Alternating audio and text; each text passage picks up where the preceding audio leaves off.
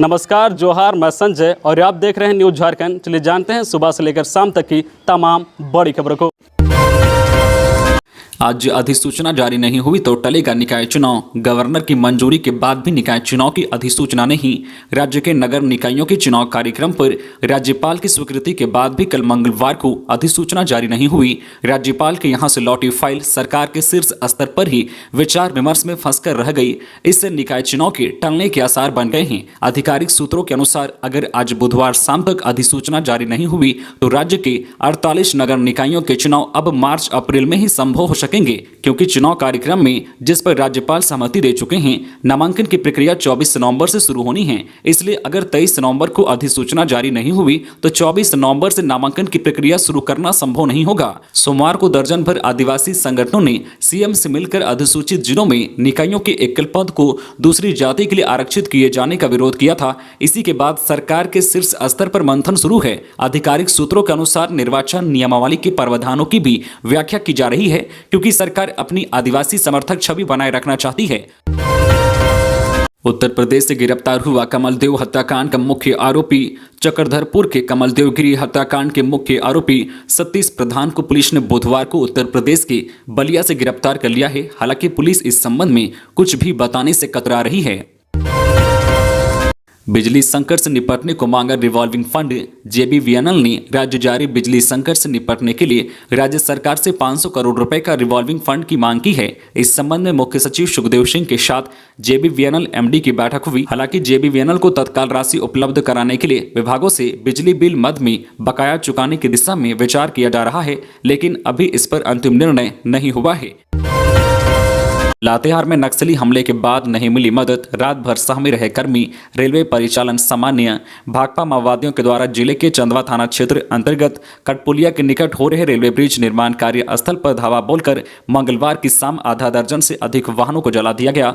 घटना को अंजाम देने के लगभग 2 घंटे बाद नक्सली तो घटनास्थल से चले गए, लेकिन घटनास्थल पर मौजूद कर्मियों को किसी प्रकार की कोई सुरक्षा नहीं मिल पाई। ऐसे में रात भर भय के साए में कर्मी रहे। सुरक्षा नहीं मिलने के कारण कर्मियों में भारी आक्रोश भी देखा जा रहा है। दरअसल मंगलवार की शाम भाकपा माओवादियों के दस्ते ने डगडगी रेलवे ब्रिज निर्माण स्थल के साइट पर धावा बोल दिया। नक्सलियों ने इस दौरान हवाई फायरिंग करते हुए कार्यस्थल पर मौजूद सभी कर्मियों को बंधक बना लिया था। उसके बाद साइट पर रखे डीजल से सभी मशीनों में आग लगा दी, जिसमें कार्य में लगे 3 Poclain machine, 1 JCB machine, 2 piles machine और 1 मोटरसाइकिल जलकर खाक हो गया। नक्सली घटना के समय निर्माण स्थल पर मौजूद कर्मियों ने बताया कि नक्सली सादे वर्दी में नारेबाजी करते हुए वहां पहुंचे और सभी मशीनों को बंद करा दिया। इस दौरान कुछ वर्करों के साथ नक्सलियों ने मारपीट भी की। इधर बुधवार को सुबह पुलिस घटनास्थल पर पहुंची और पूरे मामले की छानबीन की। बताया जा रहा है कि सुरक्षा कारणों को लेकर रात में पुलिस बल घटनास्थल पर नहीं पहुंची थी। घटना के बाद रात से ही रेलवे परिचालन को सामान्य कर दिया गया था। इस कारण रेल यातायात में ज्यादा परेशानी नहीं हुई। घटना के बाद एक बार फिर गाँव में दहशत का माहौल फैल गया है। बोकारो जैविक उद्यान में पशु पक्षियों को ठंड से बचाने की कयावत शुरू, भालू के लिए लगा हीटर। बोकारो में न्यूनतम तापमान में गिरावट का सिलसिला जारी है। पिछले 24 घंटे में दिन का अधिकतम तापमान 25.8 और न्यूनतम तापमान 10.9 डिग्री सेल्सियस रहा। न्यूनतम तापमान कम होने से रात में सर्दी बढ़ गई है। मौसम विभाग ने आने वाले दिनों में और ठंड बढ़ने की संभावना जताई है। इसे देखते हुए सेक्टर 4 स्थित जैविक उद्यान में पशु पक्षियों को ठंड से बचाने के लिए कयावत शुरू कर दी गई है। पाइथन, बर्ड, मंकी, अजगर व हिरन के बाड़े में पुआल की सेज बनाई गई है। हिरन ब्लैक बक, सांभर सहित अन्य जानवरों के केज में अलाव जलाना शुरू कर दिया गया है। चिड़ियों को ओस से बचाने के लिए शेड लगाया गया है। भालू के बाड़े में हीटर की व्यवस्था की गई है। उसे खाने में शहद दिया जा रहा है। खबरों में आगे बढ़ने से पहले आपसे रिक्वेस्ट है कि अगर आप चैनल को सब्सक्राइब नहीं किए हैं तो प्लीज चैनल को सब्सक्राइब करके बेल आइकन प्रेस कर दे, जिससे आपको झारखंड की हर छोटी बड़ी खबर का अपडेट आप तक पहुंचता रहे। चलिए बढ़ते हैं खबरों की ओर। राज्य में ठंड बढ़ते ही रिम्स के क्रिटिकल केयर में सभी बेड हुए फुल। सांस व ब्रेन स्ट्रोक के बढ़े मरीज। ठंड बढ़ते ही ब्रेन स्ट्रोक, सांस की समस्या और निमोनिया वाले मरीजों की संख्या बढ़ गई है। अनियंत्रित बीपी के कारण अचानक ब्रेन स्ट्रोक की चपेट में लोग आ रहे हैं। रिम्स के क्रिटिकल केयर विभाग के सभी 20 बेड फुल हो गए हैं। चिंता की बात यह है कि इसमें भर्ती मरीजों में 70% वेंटिलेटर पर हैं, जिनकी स्थिति गंभीर है। 8 मरीजों को ब्रेन स्ट्रोक, ब्रेन हेमरेज और मस्तिष्क की समस्या है। वहीं 5 से 6 मरीजों को सांस सांस की समस्या है। इसके अलावा 6 मरीजों में कुछ को निमोनिया तो किसी को जो मल्टी आर्गन की समस्या है। सबसे ज्यादा बुजुर्ग मरीजों को समस्या जो है बढ़ने पर भर्ती कराना पड़ रहा है। क्रिटिकल केयर विभाग में पिछले 15 दिनों में बेड की डिमांड बढ़ गई है। पहले 3 से 4 मरीजों के भर्ती करने के लिए बेड की मांग आती थी, लेकिन अभी 7 से 8 मरीजों के लिए परिजन बेड की मांग लेकर आते हैं। हालांकि क्रिटिकल केयर में वेंटिलेटर के लिए बेड नहीं मिलने के कारण मरीजों को लौटना पड़ रहा है। ठंड के मौसम में सबसे ज्यादा समस्या बुजुर्ग, सांस की समस्या, हार्ट और बीपी वाले मरीजों को होती है। ऐसे में मरीजों को ज्यादा सावधान रहने की जरूरत है। गिरिडीह में 100 से अधिक मवेशी लदा 3 ट्रक धराया, चालक समेत कई गिरफ्तार। गिरिडीह के गांडे थाना की पुलिस ने आज मवेशी तस्करों पर बड़ी कार्रवाई की है। पुलिस ने आज अहल सुबह मवेशी लदे 3 ट्रक को जब्त किया है। इस 3 ट्रकों में से 100 से अधिक मवेशियों को ले जाया जा रहा था।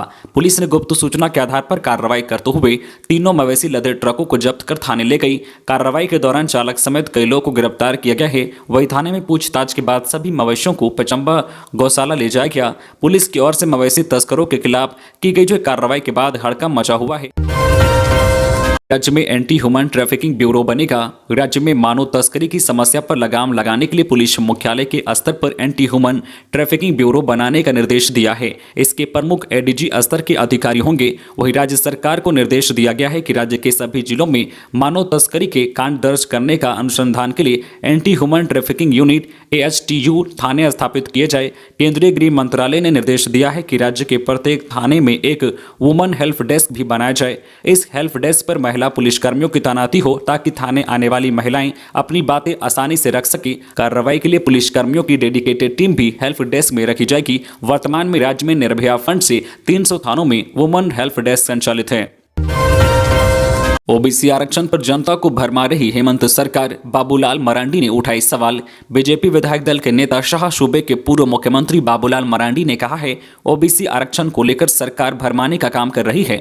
झारखंड गठन के समय बीजेपी सरकार ने खतियान आधारित स्थानीय नीति बनाने की कोशिश की थी और ओबीसी को 27% आरक्षण भी दिया था, लेकिन उसे हाईकोर्ट ने खारिज कर दिया था। अभी हेमंत सोरेन को चाहिए था कि हाईकोर्ट की जो आपत्तियां थी उसे दूर करते और सदन में चर्चा कराने के साथ राज्य में ही कानून बनाते, लेकिन उन्होंने राज्य सरकार का अधिकार केंद्र को दे दिया, जिससे साफ है कि सरकार 1932 खतियान आधारित स्थानीय नीति लागू नहीं करना चाहती है। मरांडी कल चाईबासा में अनुमंडल कार्यालय के पास जिला बीजेपी द्वारा आयोजित जिला स्तरीय आक्रोश रैली और धरना प्रदर्शन को संबोधित कर रहे थे।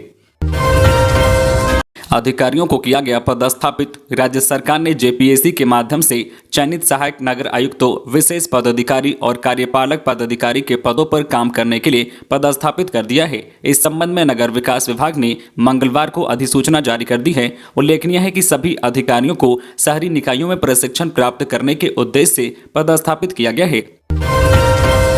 बाइक सवार दंपति को मारी गोली, पत्नी की मौत, वही पति जख्मी, गायब है साथ आ रहा युवक। बाइक सवार दंपति को अज्ञात अपराधियों ने गोली मार दी, पत्नी की मौत हो गई, वही पति गंभीर रूप से घायल है। बाइक सवार दंपति के साथ एक अन्य युवक भी था, उसका कुछ पता नहीं चल सका है। मामला साहिबगंज जिला के बरहेट थाना क्षेत्र अंतर्गत बाबूपुर गांव स्थित जेट के पुल के पास का है। घटना मंगलवार की देर रात घटी है।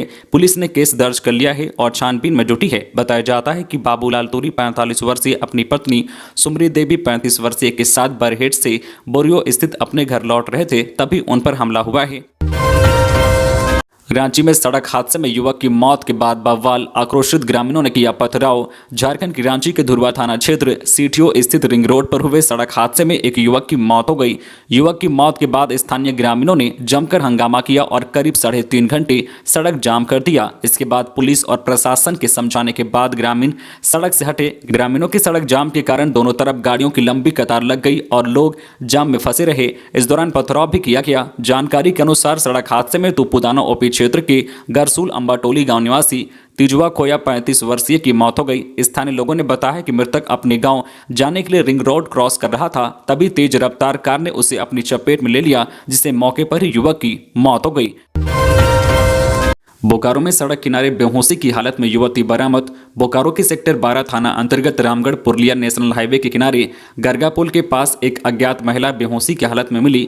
लोगों ने बताया है कि महिला को किसी ने वहां फेंक दिया है। जानकारी के मुताबिक युवती सड़क किनारे बेसुध पड़ी थी, जिस पर आसपास के लोगों की नजर पड़ी तो स्थानीय लोगों ने इसकी सूचना सेक्टर 12 थाना को दी।